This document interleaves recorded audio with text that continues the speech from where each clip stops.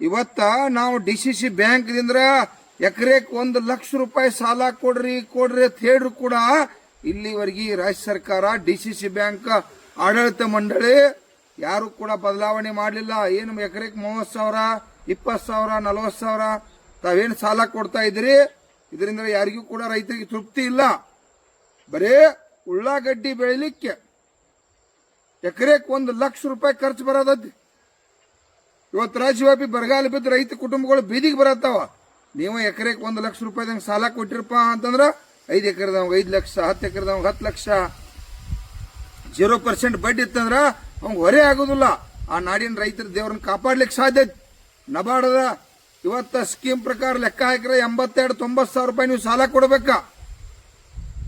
DCC bank ರಾಜಕಾರಣ ಮಾಡಕ್ಕಾಗಲ್ಲ. ನಾಡಿನ ರೈತ ದೇವರುಗಳು ಡಿಸಿಸಿ ಬ್ಯಾಂಕ್ ಐತಿ. ಆ ಡಿಸಿಸಿ ಬ್ಯಾಂಕ್ದಾಗ ಇವತ್ತು ಕೇಂದ್ರ ಸರ್ಕಾರ, ರಾಜ್ಯ ಸರ್ಕಾರ ಎಕರೆಕ್ 1 ಲಕ್ಷ ರೂಪಾಯಿ ಸಾಲ ಕೊಡಬೇಕು.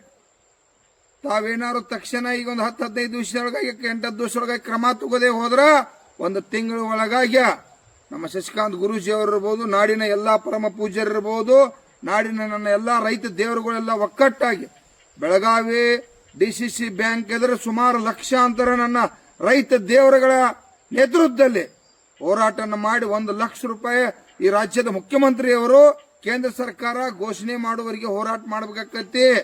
ಏನು ದೊಡ್ಡ ಹೊರೆ ಇಲ್ಲ.